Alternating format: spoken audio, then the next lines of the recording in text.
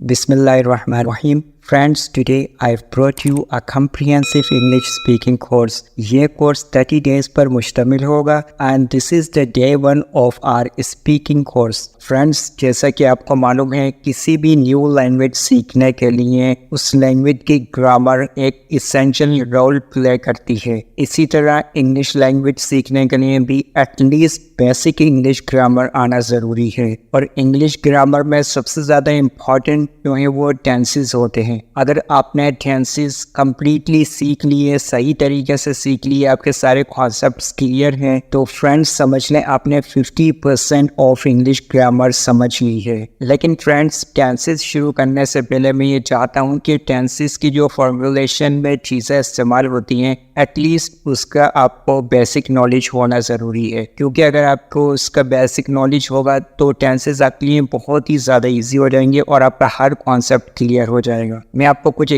Sentences की examples दे रहा हूँ और उसमें मैं आपको ये बताऊंगा कि हम किन किन चीज़ों को आज सीखने वाले हैं, उनकी definitions. Usually a sentence comprises 3 parts. कोई भी जुमला बेसिकली 3 पार्ट्स पर मुश्तमिल होता है। इसका पहला पार्ट है subject and second is verb and the third one is object. एक मैं आपको एग्जांपल देता हूँ, आई प्ले क्रिकेट। इसमें हम देखें 3 पार्ट्स हैं और इसका जो फर्स्ट पार्ट है उस फ्रेंड्स वो है सब्जेक्ट आई और प्ले एक वर्ब है और क्रिकेट ऑब्जेक्ट है।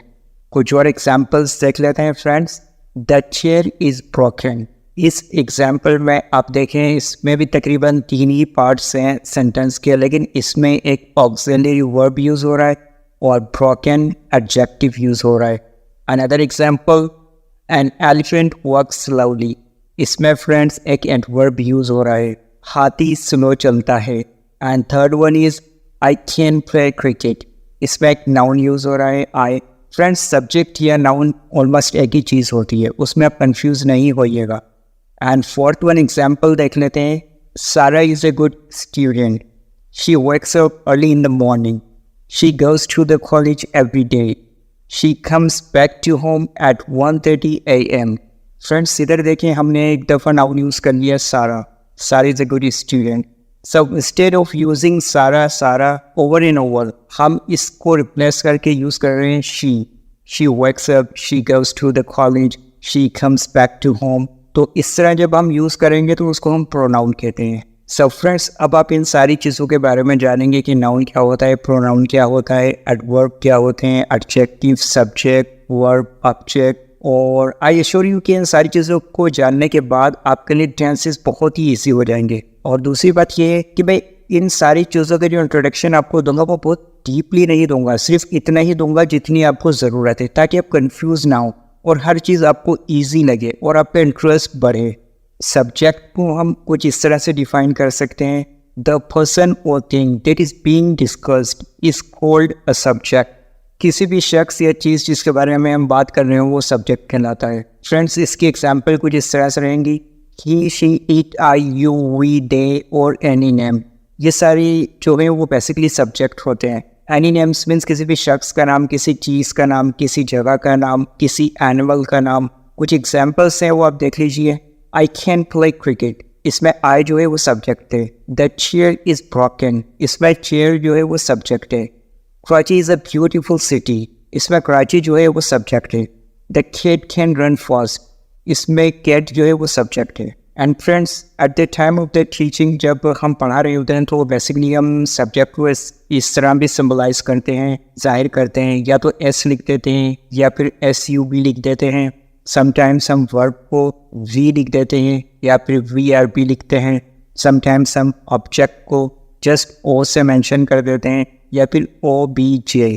फ्रेंड्स, सब्जेक्ट के बारे में आपने पढ़ लिया, आई होप कि आपको समझ में आया होगा। फिर भी अगर आपका कोई क्वेश्चन है या कोई कंफ्यूजन है, सब you can ask me in the comment box. अब हम वर्ब के बारे में पढ़ लेते हैं। फ्रेंड्स, वर्ब को हम कुछ इस तरह से डिफाइन कर सकते हैं, an action is called a verb. कोई भी काम जो हम करते हैं वो बेसिकली वर्ब कहलाता है, यानी सोना, जागना, आना, जाना, खाना, पीना, ये सब के सब जो हैं वो वर्ब्स होते हैं। और इसकी एग्जांपल कुछ इस तरह से रहेगी, आई प्ले क्रिकेट, इसमें प्ले जो है वो वर्ब है। And there are 3 forms of the verb. First form second form and third form. Friends usually जो है हम किसी भी वर्ब में जो है ईडी का इजाफा करके उसकी फर्स्ट फॉर्म को सेकंड फॉर्म में चेंज कर सकते हैं, और इसी तरह ईडी का इजाफा करके इसकी थर्ड फॉर्म में भी चेंज कर सकते हैं। But this method doesn't apply to all the verbs. ये हर वर्ब पे अप्लाई नहीं होता मेथड, क्योंकि कुछ वर्ब्स ऐसे होते हैं जिनकी सेकंड फॉर्म थर्ड फॉर्म जो है कम्प्लीटली डिफरेंट होती है। मैं आपको एक एग्जांपल देता हूँ।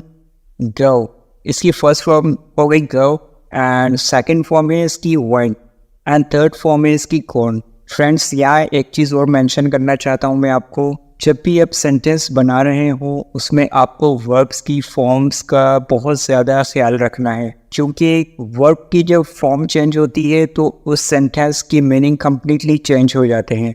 मैं आपको एक एग्जांपल देता हूँ। दे गो, वो जाते हैं। इसी तरह अगर हम इसमें सिर्फ सेकंड फॉर्म लगा दें दे वेंट, इसका मतलब हुआ वो गए, यानी ये पास्ट में चेंज हो गया। इसी तरह अगर हम इसमें थर्ड फॉर्म लगा देंगे दे हैव गॉन, वो जा चुके हैं। सो फ्रेंड्स हमने सब्जेक्ट एंड वर्ब जो है वो कंप्लीट कर लिए हैं। Let's move to the object. Friends object को हम कुछ इस तरह से मेंशन कर सकते हैं या डिफाइन कर सकते हैं। ऑब्जेक्ट बेसिकली जो काम हम कर रहे होते हैं उसको ऑब्जेक्ट कहते हैं। इसकी एग्जांपल आप देखें, आई ड्रिंक वाटर, इसमें वाटर जो है वो ऑब्जेक्ट है। आई ड्रिंक, मैं पीता हूँ, क्या पी रहा हूँ, पानी, तो पानी ऑब्जेक्ट हो गया। आई प्ले, मैं खेलता हूँ। आई प्ले क्रिकेट, क्या खेल रहा हूँ, क्रिकेट, तो क्रिकेट जो है इसमें ऑब्जेक्ट हो गया है। एंड फ्रेंड्स ऑब्जेक्ट को जो हम teaching eight the time of the teaching जो मेंशन करते हैं बेसिकली वो ओ से भी मेंशन कर सकते हैं और ओ बी जे भी मेंशन कर देते हैं। फ्रेंड्स अब हम ऑक्सिलरी वर्ब्स पे डिस्कस करेंगे। सबसे पहले मैं आपको ये बता दूँ, ऑक्सिलरी वर्ब्स को समटाइम्स हम हेल्पिंग वर्ब्स भी बोलते हैं। इसकी डेफिनेशन कुछ इस तरह से रहेगी, auxiliary verbs are used with a main verb to express tense. ये बेसिकली मेन वर्ब के साथ यूज़ किए जाते हैं टेंस को मेंशन करने के लिए। There are many auxiliary verbs, but right now we will discuss few. Friends वैसे तो बहुत सारे auxiliary verbs होते हैं, but right now हम लोग जो है सिर्फ कुछ auxiliary verbs पर डिस्कस करेंगे जिस पे हम अभी पढ़ने जा रहे हैं। अदरवाइज आप बहुत ज़्यादा कंफ्यूज हो जाएंगे। So main auxiliary verbs जो हैं वो फ्रेंड्स कुछ इस तरह से होते हैं, is, am, are, was, were, will। इसकी मैं एक छोटी सी एग्जाम्पल आपको इस तरह से दे सकता हूँ, आई एम प्लेइंग, मैं खेल रहा हूँ। इसमें जो एम है वो ऑक्सिलरी वर्ब या हेल्पिंग वर्ब है।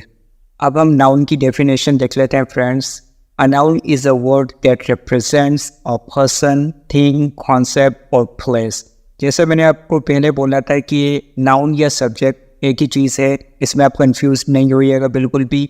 इसका मतलब फ्रेंड्स ये है कि किसी भी शख्स का नाम, किसी जगह का नाम, कोई आइडिया, ये किसी चीज़ का नाम, ये सारी चीज़ें जो हैं वो नाउन है, या आप इसको नाउन बोल लें या सब्जेक्ट बोल लें। इसकी एग्जाम्पल कुछ इस तरह से रहेगी, आई प्ले क्रिकेट, इसमें आई जो है वो नाउन है, और अगर हम टीचिंग टर्म में बात करेंगे तो आई जो है वो सब्जेक्ट है। Subject and noun is the same. Now let's see the definition of pronoun. A pronoun is a word that stands in for a noun, often to avoid the need to repeat the same noun over and over. Basically pronoun जो हम use करते हैं friends वो इसलिए इस्तेमाल करते हैं ताकि हमें जो नाउन है वो बार बार रिपीट ना करना पड़े। मैं आपको एग्जाम्पल में समझाता हूँ, आपको बेहतर तौर पे समझ में आ जाएगा।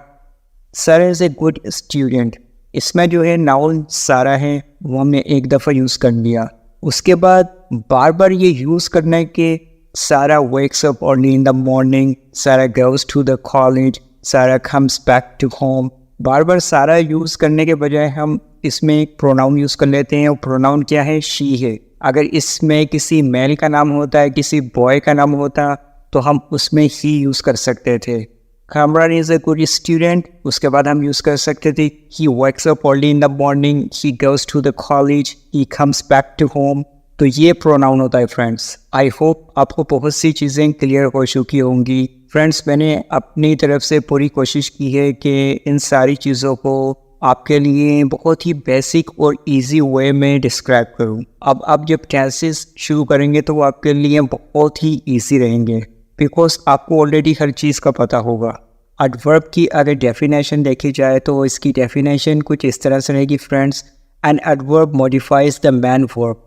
बेसिकली एडवर्ब जो होते हैं वो मैन वर्ब को मॉडिफाई करते हैं, उसकी मीनिंग को मॉडिफाई करते हैं, उसकी खासियत बयान करते हैं। मैं आपको कुछ एग्जांपल्स दे रहा हूँ, उसमें आप बेहतर तौर पे समझ सकेंगे एडवर्ब क्या होते हैं। फर्स्ट एग्जांपल कुछ इस तरह से रहेगी, फ्रेंड्स दे फॉट ब्रेवली, वो बहादुरी के साथ लड़े। आपने नोटिस किया होगा इसमें जो वर्ब है हमारा वो है फॉट यानी लड़े, और इसमें जो एडवर्ब है वो ये मेंशन कर रहा है वर्ब की खासियत को, वो किस तरह लड़े बहादुरी के साथ या वो लड़े बुज़दिली के साथ। सो एडवर्ब जो होता है बेसिकली वो वर्ब की खासियत को बयान करता है। इसकी एक और एग्जांपल देख लें आप, ही रन्स स्लोली, वो आहिस्ता दौड़ता है। अब इसमें आप ये देखें जो स्लोली है वो एडवर्ब है, और ये एडवर्ब बेसिकली उसके दौड़ने की सलाहियत को बयान कर रहा है, उसके दौड़ने की खासियत को बयान कर रहा है। तो इस तरह के अल्फाज जो हैं वो एडवर्ब कहलाते हैं। इसकी एक और एग्जांपल हम देख लेते हैं, आपको बेहतर तौर पे समझ में आएगा। फ्रेंड्स इसकी लास्ट एग्जांपल कुछ इस तरह से रहेगी, दे कंप्लीटेड द वर्क क्विकली, उन्होंने काम मुकम्मल करा। किस तरह मुकम्मल किया? जल्दी से।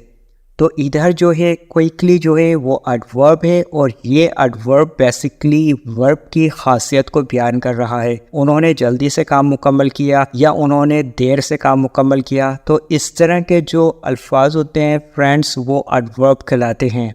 अब हम एडजेक्टिव के बारे में देख लेते हैं कि एडजेक्टिव क्या होते हैं। फ्रेंड्स अगर इसकी डेफिनेशन की बात की जाए तो इसकी डेफिनेशन कुछ इस तरह से रहेगी, an adjective is a word that modifies a noun or pronoun. Adjectives can be used to describe the qualities of someone or something. Basically adjective जो होते हैं फ्रेंड्स वो नाउन या प्रोनाउन की जो है खासियत को बयान करते हैं। जिस तरह एडवर्ब में एडवर्ब जो होते हैं वो वर्ब की खासियत को बयान कर रहे थे, इसी तरह इधर एडजेक्टिव जो है वो नाउन की खासियत को बयान करता है। इसकी एग्जांपल देखें, आपको बेहतर तौर पे समझ में आएगा। द चेयर इज़ ब्रोकन, कुर्सी टूटी हुई है। आप ये नोटिस कीजिए कि इसमें जो ब्रोकन है वो बेसिकली कुर्सी की खासियत को बयान कर रहा है, उसकी कंडीशन को बयान कर रहा है। कुर्सी किस तरह है? टूटी हुई है। या कुर्सी किस तरह है? कुर्सी नई है, कुर्सी पुरानी है। तो इस तरह के जो अल्फाज होंगे फ्रेंड्स वो एडजेक्टिव कहलाते हैं। इसकी अगर हम लास्ट एग्जाम्पल देखें तो इसकी लास्ट एग्जाम्पल कुछ इस तरह से रहेगी, he is an honest boy, वो एक ईमानदार लड़का है। इधर बेसिकली ऑनेस्ट जो है वो एडजेक्टिव है, और ये मेंशन कर रहा है उस लड़के की खासियत को। लड़का किस तरह है? ईमानदार है। या लड़का किस तरह है? इनोसेंट है। या लड़का कौन है? डॉक्टर है। लड़का कौन है? टीचर है। तो इस तरह के अल्फाज बेसिकली फ्रेंड्स जो मेंशन करें नाउन की क्वालिटी को वो एडजेक्टिव कहलाते हैं। आई होप कि आपको बेहतर तौर पे समझ में आया होगा। फ्रेंड्स इन सारी चीज़ों के बारे में जानने के बाद आप बिलीव करें आने वाले सारे लेसन्स आपके लिए बहुत ही ज़्यादा इजी हो जाएंगे, स्पेशली टेंसेस, क्योंकि टेंसेस में ये सारी चीज़ें बहुत ज़्यादा इस्तेमाल होती हैं। फ्रेंड्स दो छोटी सी चीज़ें मैं आपको और बता देता हूँ, आपके नॉलेज में इजाफा हो जाएगा।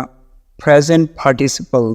फ्रेंड्स प्रेजेंट पार्टिसिपल वो होता है जब भी हम वर्ब की फर्स्ट फॉर्म में ing का इजाफा करते हैं उसको हम प्रेजेंट पार्टिसिपल कहते हैं। And second thing friends, past participle. Past participle is usually second or third form of the verb. हम second या third form जो होती है verb की उसको past participle भी बोलते हैं। इसकी example, I played cricket. इसमें जो play की second form है, so you can say past participle. तो आप बोल सकते हैं कि हमने sentence में past participle का यूज़ किया है। ये छोटी छोटी चीज़ें मैं आपको इसलिए मेंशन करता हूँ ताकि आपके नॉलेज में इजाफा हो। सो फ्रेंड्स आप लोगों ने सब्जेक्ट, वर्ब, ऑब्जेक्ट और एडवर्ब, नाउन, प्रोनाउन, एडजेक्टिव इन सब की बेसिक डेफिनेशंस जो है आप लोगों ने समझ ली है। अब आपको टेंसेस बनाने में बहुत ही ज़्यादा आसानी होने वाली है। अब हम सबसे पहले प्रेजेंट सिंपल टेंस देख लेते हैं कि किस तरह से बनते हैं। फ्रेंड्स इसका स्ट्रक्चर कुछ इस तरह से रहेगा, सब्जेक्ट प्लस इज या एम या आर प्लस एडजेक्टिव या noun. Identification, present simple tense shows a condition of a person or thing in the present. Present simple tenses जो है फ्रेंड्स वो किसी भी शख्स या किसी भी चीज़ की कंडीशन जाहिर करते हैं प्रेजेंटली, मौजूदा ज़माने में। यहाँ मैंने एक नॉट मेंशन किया है, ही, शी, इट और एनी नेम। उसके साथ हम इज़ का यूज़ करेंगे, आई के साथ एम का यूज़ करेंगे एंड यू, दे, वी के साथ हम आर का यूज़ करेंगे। Now let's see its examples. Present simple tense की एग्जाम्पल्स हम कुछ इस तरह से दे सकते हैं। आई एम ऑनेस्ट, मैं ईमानदार हूँ। फ्रेंड्स, आपने नोटिस किया होगा यहाँ ऑनेस्ट जो है वो an adjective. And another example, she is a doctor, वो एक डॉक्टर है। इधर डॉक्टर जो है वो नाउन है। द चेयर इज़ ब्रोकन, कुर्सी टूटी हुई है। इधर ब्रोकन जो है वो एन एडजेक्टिव। फ्रेंड्स, अब प्रेजेंट सिंपल के कुछ नेगेटिव एग्जाम्पल्स देख लेते हैं। स्ट्रक्चर कुछ इस तरह से रहेगा, सब्जेक्ट प्लस इज या एम या are plus not plus adjective या नाउन।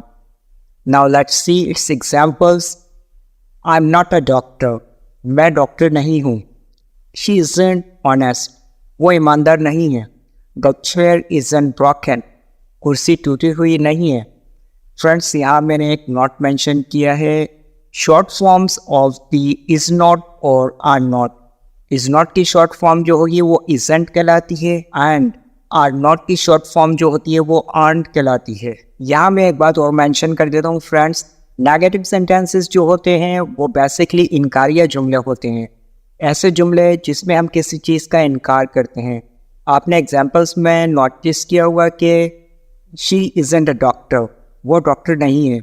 तो ऐसे जुमले जिसमें हम इनकार करते हैं किसी चीज़ से वो नेगेटिव सेंटेंसेस कहलाते हैं। Now let's see the examples of the interrogative sentences of present simple tense. Friends, पहले मैं आपको ये बता दूँ, इंटरोगेटिव सेंटेंसेस जो है वो सवालिया जुमले होते हैं। ऐसे जुमले जिसमें हम कुछ सवाल करते हैं। सबसे पहले मैं आपको स्ट्रक्चर बता देता हूँ। इसका स्ट्रक्चर कुछ इस तरह से रहेगा, इज़ या एम या आर को हम सबसे पहले लगाएंगे, उसके बाद सब्जेक्ट लगाएंगे, उसके बाद एडजेक्टिव या नाउन। एग्जाम्पल्स आपके सामने हैं। एम आई डॉक्टर, क्या मैं एक डॉक्टर हूँ। इज़ शी ऑनेस्ट, क्या वो ईमानदार है। इज़ द चेयर ब्रोकन, क्या कुर्सी टूटी हुई है। इसमें आपने नोटिस किया होगा कि हम सारे जुमलों में कुछ सवाल कर रहे हैं, किसी से पूछ रहे हैं। तो इस तरह के जुमले जो है फ्रेंड्स वो इंटरोगेटिव सेंटेंसेस कहलाते हैं। फ्रेंड्स, समटाइम्स हमें नेगेटिव एंड इंटरोगेटिव सेंटेंसेस एक साथ बनाने की ज़रूरत पड़ती है। उसका स्ट्रक्चर कुछ इस तरह से रहेगा। सबसे पहले हम इज़ नॉट या एम नॉट या आर नॉट लगाएंगे, उसके बाद सब्जेक्ट, उसके बाद एडजेक्टिव या फिर नाउन। इसकी एग्जाम्पल्स कुछ इस तरह से रहेंगी। इज़न्ट ही अ डॉक्टर, क्या वो एक डॉक्टर नहीं है। ऑन द ऑनेस्ट, क्या वो ईमानदार नहीं है। इज़न्ट द चेयर ब्रोकन, क्या कुर्सी टूटी हुई नहीं है। फ्रेंड्स, यहाँ मैंने एक नॉट मेंशन किया है कि शॉर्ट फॉर्म्स के बारे में। इस नॉट की शॉर्ट फॉर्म कहलाती है इज़न्ट एंड आर नॉट की शॉर्ट फॉर्म कहलाती है आर। फ्रेंड्स, अब हम पास्ट सिंपल टेंसेस देख लेते हैं कि किस तरह से बनते हैं। इसका स्ट्रक्चर कुछ इस तरह से रहेगा, सब्जेक्ट प्लस वाज या वर प्लस एडजेक्टिव या noun. Identification, past simple tense shows a condition of a person or thing in the past. Past simple tenses जो हैं वो किसी भी शख्स या चीज़ की कंडीशन जाहिर करते हैं बट इन द पास्ट। यहाँ मैंने एक नॉट मेंशन किया है फ्रेंड्स, ही, शी, इट, आई और एनी नेम। इसके साथ हम was का यूज़ करते हैं एंड यू, दे, वी के साथ हम were यूज़ करेंगे। एग्जाम्पल्स आपके सामने हैं। ही वॉज अ डॉक्टर, वो एक डॉक्टर था। दे वर ऑनेस्ट, वो ईमानदार थे। अब हम पास्ट सिंपल टेंस के नेगेटिव सेंटेंसेस देख लेते हैं कि किस तरह से बनेंगे। फ्रेंड्स, इसका स्ट्रक्चर कुछ इस तरह से रहेगा, सब्जेक्ट प्लस वाज नॉट या वर नॉट प्लस एडजेक्टिव या नाउन। एग्जाम्पल्स आपके सामने हैं। ही वॉजंट अ डॉक्टर, वो एक डॉक्टर नहीं था। दे वर नॉट ऑनेस्ट, वो ऑनेस्ट नहीं थे। द चेयर वॉजंट ब्रोकन, कुर्सी टूटी हुई नहीं थी। फ्रेंड्स, यहाँ मैं एक बात मेंशन कर देता हूँ आपको, वाज नॉट की जो शॉर्ट फॉर्म है वो वजंट कहलाती है, वर नॉट की जो शॉर्ट फॉर्म है वो वर्ंट कहलाती है। अब हम फास्ट सिंपल के इंटरोगेटिव सेंटेंसेस देख लेते हैं। फ्रेंड्स, इसका स्ट्रक्चर कुछ इस तरह से रहेगा, वाज या वर हम शुरू में लगाएंगे, उसके बाद सब्जेक्ट, उसके बाद एडजेक्टिव या फिर नाउन। इसकी एग्जाम्पल्स इस तरह से रहेंगी। वॉज ही अ डॉक्टर, क्या वो एक डॉक्टर था। वर दे ऑनेस्ट, क्या वो ऑनेस्ट थे। वॉज द चेयर ब्रोकन, क्या कुर्सी टूटी हुई थी। Fast, simple, negative and interrogative sentences. इसका स्ट्रक्चर कुछ इस तरह से रहेगा। wasn't या weren't हम सबसे पहले लगाएंगे, उसके बाद सब्जेक्ट, उसके बाद एडजेक्टिव या नाउन। इसकी एग्जाम्पल्स इस तरह से रहेंगी friends. wasn't he a doctor, क्या वो एक डॉक्टर नहीं था। weren't they honest, क्या वो ईमानदार नहीं थे। wasn't the chair broken, क्या कुर्सी टूटी हुई नहीं थी। Now let's see future simple tenses. How can you make them? Friends, इसका स्ट्रक्चर कुछ इस तरह से रहेगा। Subject plus will be plus adjective या नाउन। आइडेंटिफिकेशन कुछ इस तरह से होगी। Future simple tense shows a condition of a person or thing that will be in the future. Future simple tenses जो है फ्रेंड्स वो शो करते हैं किसी भी शख्स या चीज़ की कंडीशन जो फ्यूचर में होने वाली है। इसकी एग्जाम्पल्स कुछ इस तरह से रहेंगी। He will be a doctor, वो एक डॉक्टर होगा। They will be honest, वो ईमानदार होंगे। Now let's see how can you make negative sentences of future simple tense. Friends, इसका स्ट्रक्चर कुछ इस तरह से रहेगा। Subject plus will not be plus adjective या noun. Short form of will not is called won't. Examples कुछ इस तरह से रहेंगी। He will not be a doctor, वो एक डॉक्टर नहीं होगा। They will not be honest, वो ईमानदार नहीं होंगे। The chair will not be broken, कुर्सी टूटी हुई नहीं होगी। अब इसके इंटरोगेटिव एग्जाम्पल्स देख लेते हैं फ्रेंड्स। इसका स्ट्रक्चर कुछ इस तरह से रहेगा। will plus subject plus be plus adjective या नाउन। इसकी एग्जाम्पल्स इस तरह से होंगी friends. Will he be a doctor, क्या वो एक डॉक्टर होगा। Will they be honest, क्या वो ईमानदार होंगे। Will the chair be broken, क्या कुर्सी टूटी हुई होगी। फ्रेंड्स, फ्यूचर सिंपल टेंस में अगर आपको नेगेटिव और इंटरोगेटिव एक साथ बनाने हो तो उसका स्ट्रक्चर कुछ इस तरह से रहेगा। सबसे पहले हम will not लगाएंगे, उसके बाद सब्जेक्ट, उसके बाद be, उसके बाद एडजेक्टिव या नाउन।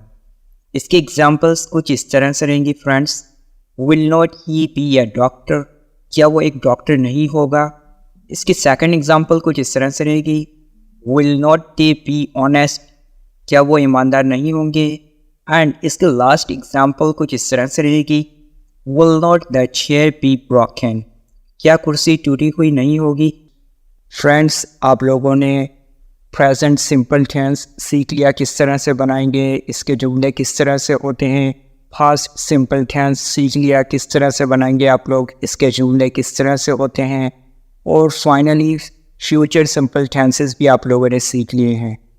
अब इसके बाद जो है हम इम्पेरेटिव सेंटेंसेस देख लेते हैं कि इनको किस तरह से बनाते हैं, इनका स्ट्रक्चर क्या होता है, इस तरह के जुमलों में किस तरह के अल्फाज आते हैं। So let's move to the imperative sentences.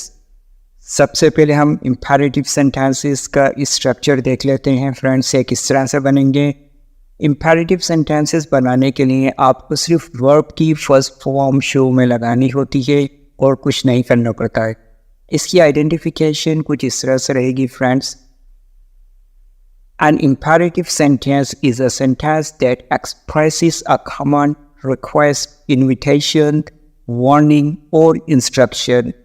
Imperative sentences do not have a subject.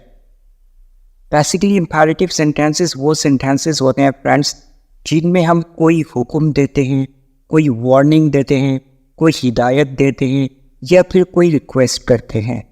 और imperative sentences में बेसिकली सब्जेक्ट नहीं होता। इसकी आप एग्जाम्पल्स देखेंगे तो आपको बेहतर तौर पे समझ में आ जाएगा।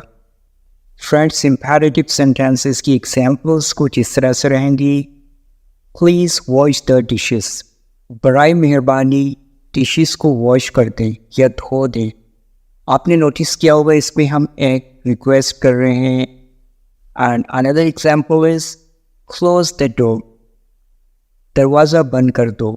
इस पे हम एक हुक्म दे रहे हैं किसी को, कंप्लीट द वर्क, काम मुकम्मल करो। इसमें हम किसी को एक हिदायत दे रहे हैं, कोई इंस्ट्रक्शन कर रहे हैं कि प्लीज़ कंप्लीट योर वर्क, आप अपना काम मुकम्मल कर लीजिए।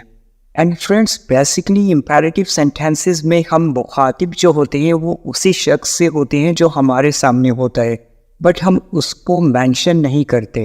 And this is the reason that in imperative sentences we don't mention subject, क्योंकि हम उस शख्स को मेंशन नहीं कर रहे, तो इसीलिए इसमें कोई सब्जेक्ट नहीं होता।